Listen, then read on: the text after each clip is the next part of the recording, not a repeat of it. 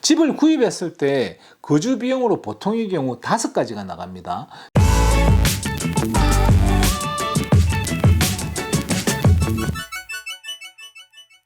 안녕하세요, 제이정입니다. 오늘은 목돈 만드는 것과 투자하는 부분에 대해서 잠시 말씀드리고자 합니다. 요즘 젊은 분들과 이야기를 해보면 어렵겠다는 생각은 듭니다. 일단 다운페이 할 돈이 있어야지 시작을 할 텐데 그게 안 되니 시작을 하시기 참 난감해 하시더라고요. 근데 예전에도 목돈 만드는 것은 어려운 일이었습니다. 지금도 물론 목돈 만들기는 참 어려운 일입니다. 집을 사려면 종잣돈이 필요하잖아요.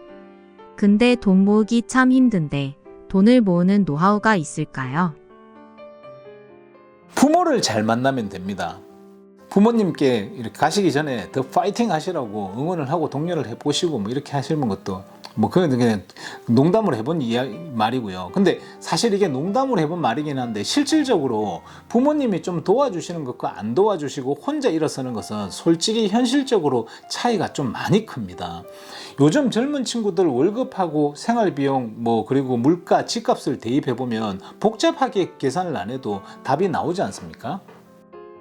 부모님 도움 없이 바닥부터 시작하는 사람들에게 제일 중요한 건 우선 목돈을 모으는 것이잖아요. 목돈 모으는 노하우 알려주세요. 돈을 버는 것은 사람마다 다 방식이 다른데 돈을 모으는 방법은 근검 절약하는 방법이 유일한 방법입니다. 근데 그 근검 절약하는 게 부자 마인드에서 근검 절약하는 것은 방향이 좀 확실히 좀 다릅니다. 돈을 불리는 것은 또 다른 영역이고요. 저는 부동산업을 하면서 다양한 직업군의 고객분들을 만납니다. 고객분들 중에서는 자수성가 하신 분들도 많죠. 그런 분들과 일을 하면서 느끼는 것이 뭘 하느냐는 별로 중요하지 않다는 그런 걸 제가 느끼게 되더라고요.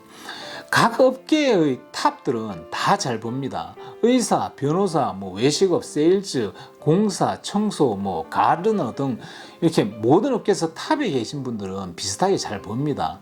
이렇게 그 밑에 쪽에서는 차이가 많이 나도 탑 쪽으로 올라가면 다들 많이들 버십니다. 간혹 가다 보면 배우자분이 좀 사치스러운 부분이 있는 경우는 있지만 일반적으로 자수성가한 분들은 본인 것에 대해서는 상당하게 검소하게 하시는 편이시고요.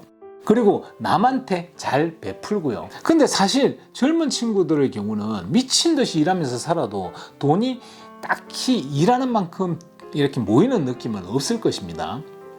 그런데 시간이 가면 갈수록 그렇게 이렇게 사는 게 이렇게 좀 하나하나 쌓이다 보면 어느 순간 남들이 저놈 참 대단하다는 소리를 본인이 없는 데서 이렇게 하고 동시에 은행 잔고도 슬금슬금 올라가게 되어 있는 것입니다. 여러분들 주위에서 자수성가해서 부자 되신 분들하고 한번 이야기를 한번 해보십시오. 본인이 열정을 가지고 일해서 쌓아 올린 과정이 엄청나게 자랑스러워합니다. 본인이 만들어 놓은 자산을 딱히 이렇게 자랑스럽게 생각하지는 않습니다. 그런 분과 대화를 해보면 자기 재산이 평생 놀고 먹고 살아도 될 만큼 영리하게 자산 관리를 잘 하셨다는 이야기는 1시간을 이야기를 해보면 1분도 나올까 말까 합니다.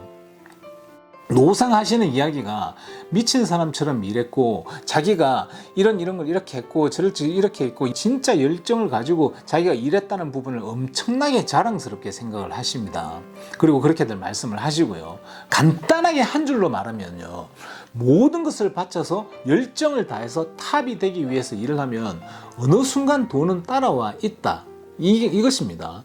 돈을 아껴서 쌓으려고 하지 말고 일에 빠져서 돈을 쓸 시간이 없게 이렇게 만들어 놓으면 못 쓴 돈이 저절로 쌓이는 겁니다. 다른 한 가지는 거주 비용을 최소화하라는 것입니다.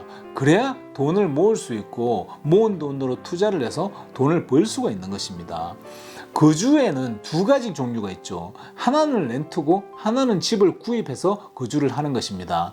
렌트를 먼저 보면 간단하게 계산해서 렌트를 방 4개짜리를 4,000불, 방 3개짜리를 3,000불, 방 2개짜리를 2,000불, 방 1개짜리를 1,000불로 본다면 당연히 1,000불짜리에서 살면 돈을 더 모으겠죠. 하지만 애가 있는데 방 1개짜리에서 살 수는 없고 그런 여러 가지 본인들의 여건이 있지 않습니까? 본인의 상황이나 여건을 놓고 고려해서 거주 비용을 최소화하는 것이 자산 증식에 당연히 좋습니다. 이건 모르는 사람이 없지 않겠습니까? 그리고 집을 구입해서 거주하는 경우입니다. 그 역시 거주 비용을 최소화하는 것이 당연히 좋습니다. 집을 구입했을 때 거주 비용으로 보통의 경우 5가지가 나갑니다. 첫째로는 프로퍼티 텍스가 나가고요. 둘째로는 HOA가 있고요. 세 번째는 모기지 원금이 나갑니다. 네 번째는 모기지 이자가 나갑니다. 다섯 번째는 유틸리티가 나갑니다. 그리고 그것들 중에 돈을 보내놓고 놓으면 이렇게 그게 자산이 돼주는 경우가 있고요. 자산 증식이 되는 경우가 있고, 그리고 한번 나가면 그냥 소모성으로 이렇게 끝나는 그런 돈들이 또 있죠. 그리고 그 중에는 절약이 가능한 소모성 돈이 있고요. 그리고 절약이 불가능한 소모성 돈이 있습니다. 첫 번째 프로퍼티 텍스의 경우는 나가면 끝이고 아낄래 아낄 재간이 없습니다. 특히 멜로로즈 텍스 같은 경우는 세금 공제도 안 되죠. 그래서 본인이 앞으로 10년 정도를 일을 악물고 자산 증식을 해야 되겠다고 마음을 먹은 경우에는 거주용 부동산에서는 세금이 낮은 쪽으로 가는 것이 맞습니다. 집값은 조금 천천히 올라갈 수도 있습니다. 근데 어차피 안 팔 거기 때문에 오르든 내리든 별로 상관이 없습니다.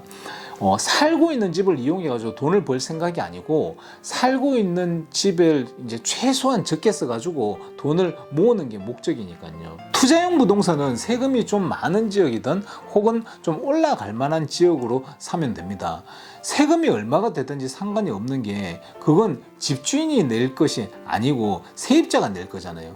그러니까 제 말은 집주인이 세입자한테 받은 돈으로 돈을 내는 거니까 세입자가 낸다는 그런 의미입니다.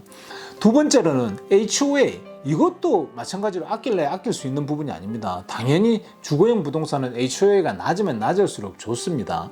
HOA가 아예 없는 곳은 이렇게 조금 피하는 게 맞습니다. 관리가 안 돼서 엉망인 집들이 막 이렇게 중간에 속출하고 막 이런 경우가 간혹 있는데, 그래서 집값에 영향을 주는 경우가 좀 있습니다. HOA를 조금 내는 것이 조금 더 좋습니다. 이건 지역마다 편차가 심하니 지역을 잘 알아보고 결정하시는 것이 좋습니다. 세 번째로는 모기지 페이먼트의 원금은 어차피 본인 돈이 쌓이는 것이니까 아까워할 필요가 없고요. 그렇다고 뭐 미리 많이 내실 필요도 사실은 없습니다. 이번 달에 예를 들어 가지고 1,000불을 미리 내는 것보다는 28년 뒤에 1,000불을 내는 것이 훨씬 더 유리합니다. 돈의 가치는 점점 떨어질 테니까요. 이번 달에 1,000불 내는 것은 10년 뒤에 5,000불에서 10,000불 내는 거나 똑같은 금액이 되는 것입니다.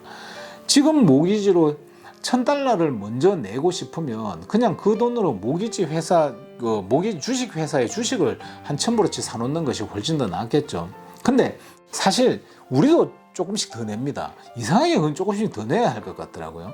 조금씩 더 내면 사실 장점도 있습니다. 근데 그거는 다음에 기회 봐서 한번 설명을 드리도록 하겠습니다.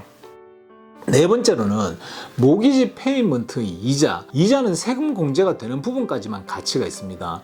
그 외의 돈은 은행 좋은 일 하는 거죠. 재융자를 내서 낮출 수 있다면 집을 사고 초기에 낮추는 것이 유리합니다. 15년짜리에 12년째가 되어 있는데 재융자하면 안 됩니다. 다섯 번째는 유틸리티. 유틸리티는 그래도 능동적으로 아낄 수 있는 부분이 좀 있죠. 겨울에 춥게 살고 여름에 덥게 살고 찬물에 샤워하고 그렇다 보면 담은 얼마라도 아껴지겠죠. 그렇게 사는 게 맞다는 것은 아니지만 최소한 프로퍼티 텍스나 HOA처럼 조절이 불가능한 것은 아니니 개인의 역량에 따라 조절을 할 수가 있는 부분이니까 아껴 쓰면 좋겠죠. 여기에서 선택의 여지가 없이 그냥 막 나가는 돈은 약간 낮게 한다는 방향으로 하더라도 집값 자체는 올라가는 것이니까 사실 조금은 무리하는 방향으로 가져가도 됩니다. 물론 너무 무리하면 절대 안 되고요. 부동산 자체의 가격은 나간다 들어온다의 개념이 아니라 가치가 올라간다 혹은 내려간다의 개념이니까요. 거주 비용을 최소해놔서 나는 나가는 돈 좀 남들보다 좀 적으니 남들보다 좀 더 써도 된다 이렇게 하시면 안 되고요. 당연히 그걸 이용을 해가지고 남들보다 내가 적게 나가니까 이 부분을 모아야 되는 것이고요. 그럼 당연하겠죠. 이렇게 풀어서 보면 해야 할 건 뻔하거든요. 본인의 상황에 맞게 거주 비용을 최소화하고 리밋 없이 나의 모든 것을 쏟아부어서 일을 하고 살면 돈은 안 모일 수가 없겠죠. 돈이 모이도록 구조를 만들어 놓으면 돈이 모입니다. 미친 듯이 운동을 하면 타고난 재능에 따라서는 좀 다르겠지만 어지간하면 몸에 근육은 붙지 않습니까? 미친 듯이 일을 하면 타고난 능력에 따라서는 좀 다르겠지만 어지간하면 통장에 돈이 좀 붙습니다. 그러면 돈이 좀 모일 거 아닙니까? 그러면 그 돈을 탄력 있게 불리면 되는 것입니다.